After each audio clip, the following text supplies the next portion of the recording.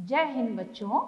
आज हम अध्याय 14 में ऊर्जा के स्रोत का अध्ययन करेंगे। ऊर्जा के स्रोत मतलब क्या हुआ? ऊर्जा उत्पन्न करने के साधन। तो हमारे भूमंडल में सूर्य ही एक सबसे मुख्य ऊर्जा का स्रोत है और वायुमंडल में इसका अधिक से अधिक प्रकाश अवशोषित हो जाता है तथा केवल 10% ही जल और थल में प्रवेश करता है। थल के तापन के लिए तथा जल के वाष्पीकरण के लिए उपयोग होता है और यह ऊष्मागति के नियम के अनुसार ऊर्जा ना तो उत्पन्न की जा सकती है और ना ही नष्ट। इसको समझने के लिए हम एक उदाहरण देकर समझाते हैं। तो हम सबसे पहले एक बड़े से पत्थर को बहुत ऊपर की ऊंचाई से नीचे फर्श पर जब गिराते हैं तो वह तेज ध्वनि के साथ गिरता है और उसमें एक ध्वनि ऊर्जा उत्पन्न हो जाती है तथा एक ऊष्मीय ऊर्जा उत्पन्न होती है और इसी ऊष्मीय ऊर्जा को हम गतिज ऊर्जा भी कहते हैं तथा उसमें से एक चिंगारी निकलती है, वह हमें गतिज ऊर्जा के रूप में दिखाई देती है। अतः हम इस उदाहरण से समझ सकते हैं कि ऊर्जा एक रूप से दूसरे रूप में रूपांतरण हो सकती है, अर्थात ऊष्मा हमारे प्रगति में स्थिर ऊर्जा और गतिज ऊर्जा के रूप में संचित रहती है। इस उदाहरण से हम ये देख सकते हैं कि किसी भी वस्तु में या किसी भी चीज में स्थिर ऊर्जा और गतिज ऊर्जा का संचित भंडार होता है। यह अपना रूप बदल सकती है, मतलब स्थिर ऊर्जा से गतिज ऊर्जा में आ सकती है, गतिज ऊर्जा स्थिर ऊर्जा में परिवर्तित हो जाती है। आपको सबको ज्ञान होना चाहिए कि स्थिर ऊर्जा हम किसे कहते हैं। किसी वस्तु में छुपी हुई ऊर्जा को हम स्थिर ऊर्जा कहते हैं और चलायमान वस्तु में गतिज ऊर्जा विद्यमान रहती है। शारीरिक कार्य को चलाने के लिए हमें पेशीय ऊर्जा की आवश्यकता होती है तथा विद्युत संयंत्रों को चलाने के लिए विद्युत ऊर्जा की आवश्यकता होती है तथा भोजन पकाने और वाहनों को चलाने के लिए रासायनिक ऊर्जा की आवश्यकता होती है।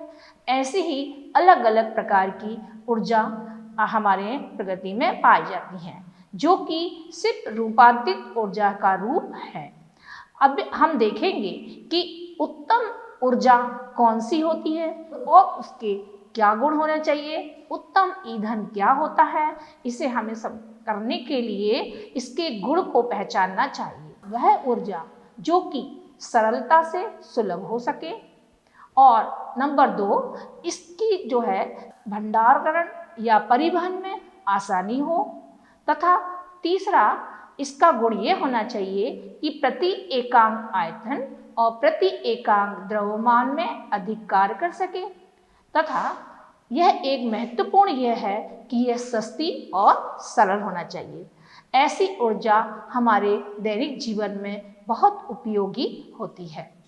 तो बच्चों, हम अब अलग अलग प्रकार की ऊर्जा का और अध्ययन करेंगे। जैसे कुछ अनवीनीकरण ऊर्जा होती है जो बहुत पहले होती थी और कुछ आजकल नवीनीकरण ऊर्जा प्राप्त की जाती है जिसे कि नए नए साधन उपयोग में लाए जाते हैं। तो हम सबसे पहले ऊर्जा के पारस्परिक स्रोत पढ़ेंगे जिसमें कि जीवाश्मी ईंधन प्रथम है।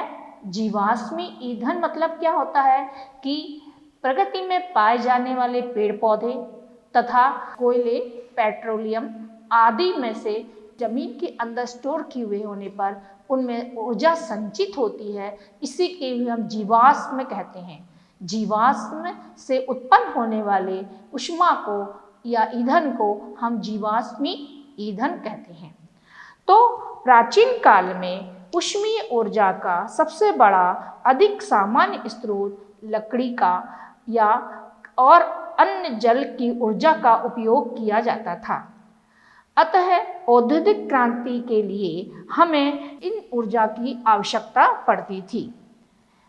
विश्व में ऊर्जा की मांग आश्चर्यजनक से वृद्धि हो रही है। इसकी बढ़ती हुई मांग की अधिकांश पूर्ति जीवाश्मी ईंधन, कोयला या पेट्रोलियम से की जाती है। मांग में वृद्धि के साथ साथ ऊर्जा स्रोत का उपयोग औद्योगिकरण में विकास हुए, परंतु ये ईंधन करोड़ों वर्षों से बने हैं, अब केवल इनके सीमित भंडार शेष बचे हैं। इसीलिए जीवाश्मी ईंधन ऊर्जा के अनवीनीकरण स्रोत माने जाते हैं। इन्हें संरक्षित नहीं करने की आवश्यकता पड़ती है। यदि हम इन स्रोतों का उपयोग इसी चिंताजनक दर से करते रहेंगे तो हमारे भंडार शीघ्र ही खत्म हो जाएंगे। जीवाश्मी ईंधन के जलाने के कारण उत्पन्न होने वाले प्रदूषण की कुछ सीमाओं तक दहन प्रक्रम की दक्षता में वृद्धि करके कम किया जा सकता है। इसी के साथ दहन के फलस्वरूप निकलने वाली हानिकारक गैसें और राखों के वातावरण में पलायन को कम करने की अलग अलग विधि बताई जाती है। और क्या आप यह जानते हैं कि जीवाश्म ईंधन का गैस स्टोव तथा वाहनों में प्रत्यक्ष रूप से उपयोग होने के कारण विद्युत उत्पन्न करने के लिए भी बहुत मुख्य रूप से ईंधन का उपयोग किया जाता है।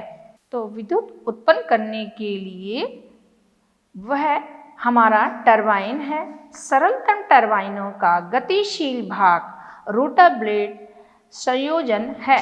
गतिशील तरल ब्लेडों पर उन्हें घुमाने के लिए क्रिया करता है और रोटर की ऊर्जा प्रदान करता है। इस प्रकार बच्चे हम देखते हैं कि मूल रूप से हमें रोटर की पंखुड़ियों को एक गति देना पड़ता है ताकि यांत्रिक ऊर्जा विद्युत ऊर्जा में रूपांतरित करने के लिए डायनेमो के शाफ्ट को घुमाया जाता है।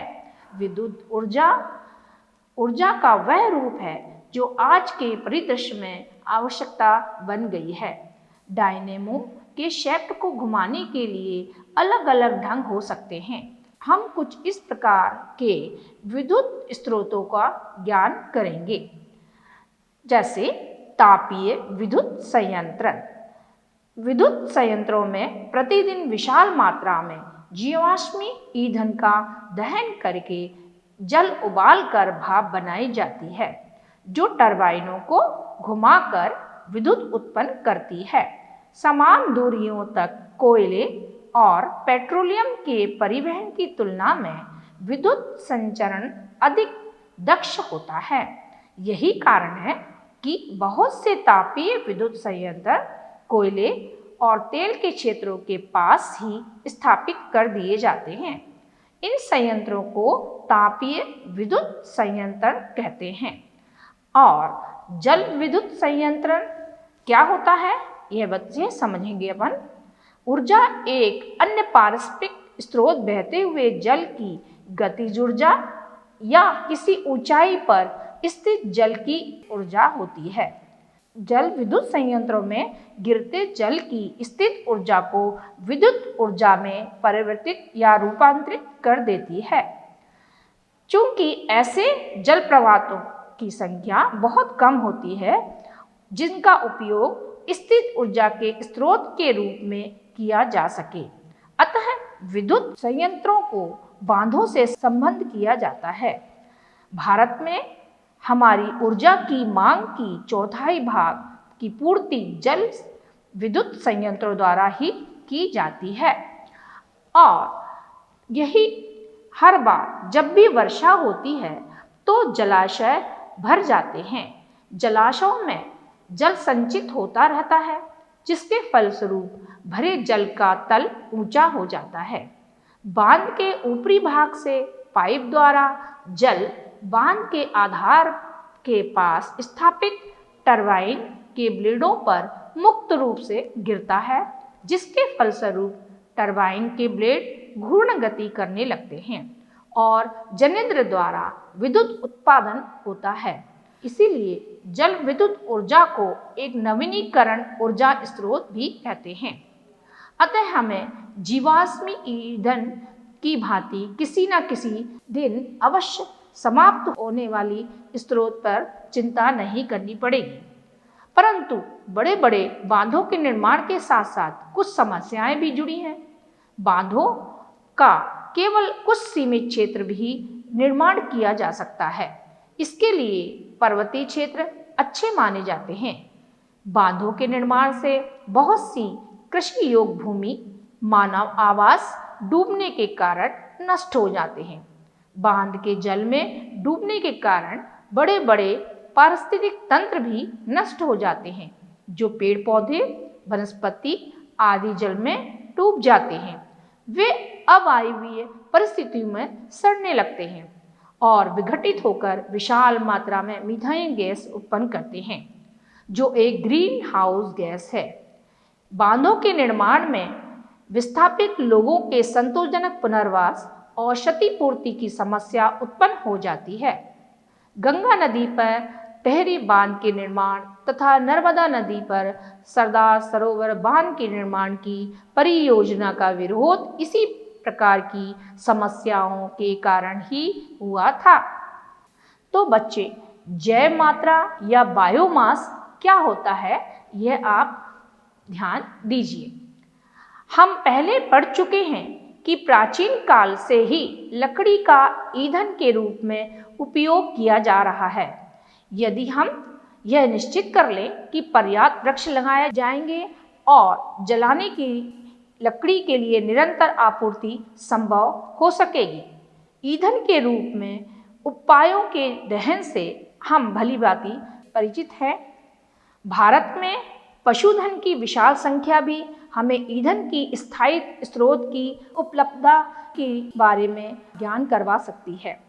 चूंकि ये ईंधन पादप और जंतु उत्पाद हैं, इसीलिए इन ईंधन के स्रोतों को हम जैव मात्रा कहते हैं। परंतु ये ईंधन अधिक ऊष्मा उत्पन्न नहीं करते और इन्हें जलाने पर अत्यधिक धुआं भी निकलता है। इसलिए इन ईंधनों की दक्षता में वृद्धि करने के लिए प्रौद्योगिकियों का सहारा आवश्यक है। जब लकड़ी को वायु की सीमित आपूर्ति में जलाते हैं तो उसमें उपस्थित जल और वाष्पशील पदार्थ बाहर निकल जाते हैं और अवशेष के रूप में चारकोल ही रह जाता है। चारकोल बिना ज्वाला के जलता है। इससे अपेक्षाकृत कम धुआं उत्पन्न होता है तथा इसकी ऊष्मा उत्पन्न करने की दक्षता भी अधिक होती है। इसी प्रकार गोबर फसलों के कटने के बाद जो अपशिष्ट बचता है, वह सब्जियों के अपशिष्ट पदार्थ आदि विविध पादप और वाहिक मल जल ऑक्सीजन की अनुपस्थिति में अपघटित होने लगते हैं तो बायोगैस बनती है या जैव गैस बनने लगती है। इसी गैस को बनाने के लिए उपयोग में आने वाला आरंभिक पदार्थ गोबर ही है। इसलिए हम इसको गोबर गैस भी कहते हैं। हम इसे एक संयंत्र में दिखा सकते हैं कि यह किस प्रकार गोबर गैस बनाई जाती है। तो चित्रों के अनुसार इस संयंत्र में ईंटों से बनी एक गुंबद जैसी संरचना होती है। जैव गैस बनाने के लिए मिश्रण टंकी में गोबर तथा जल का गाढ़ा घोल बनाकर डाला जाता है, जिसे सैलरी कहते हैं या कदर्म कहते हैं, जहां से इसे एक डाइजेस्टर या संपाचित्र में डाल देते हैं। संपाचित्र चारों ओर से बंद एक कक्ष होता है जिसमें ऑक्सीजन नहीं होती। अवायवीय सूक्ष्म जीव इन्हें जीवित रखने के लिए ऑक्सीजन की आवश्यकता नहीं होती। गोबर की सैलरी की जटिल यौगों का अपघटन कर देते हैं।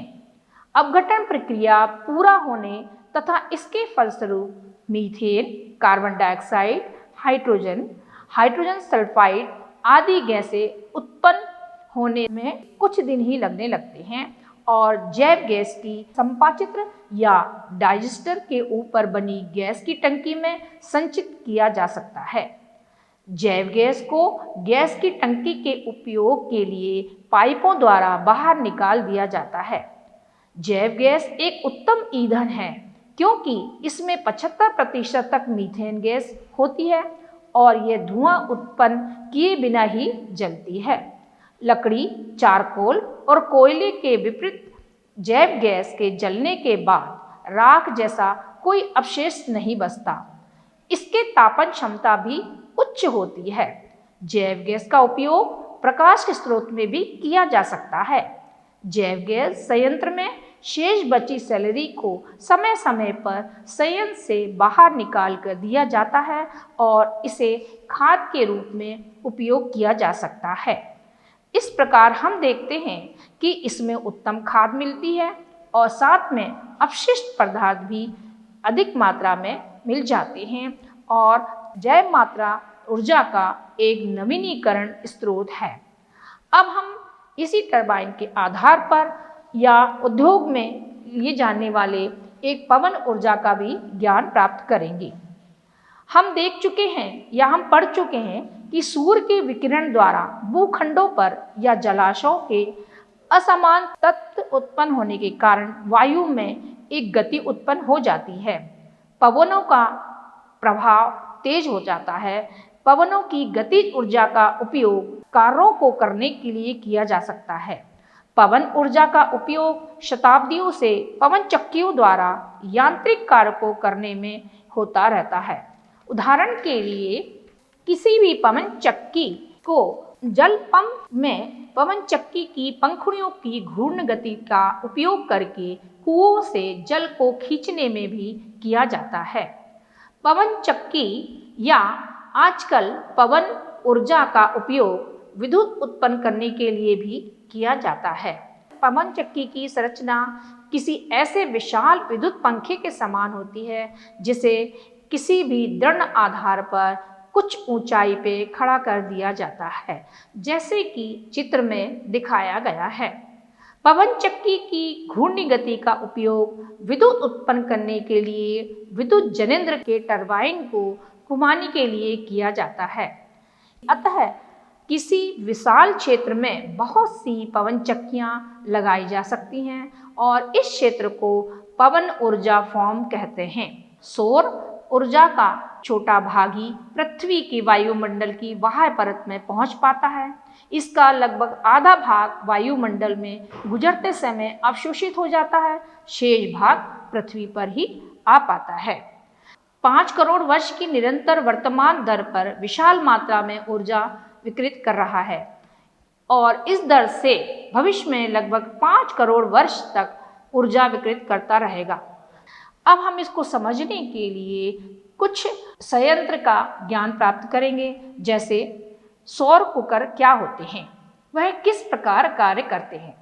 सर्वप्रथम परिस्थितियों में परावर्तक पृष्ठ और श्वेत पृष्ठ या हम क्या बोलेंगे कि सफेद पृष्ठ की तुलना में काला भाग अधिक मात्रा में ऊष्मा का अवशोषित करता है और सौर कुकरों तथा सौर जल तापकों की कार्यविधि इसी गुण के उपयोगिता पर आधारित है।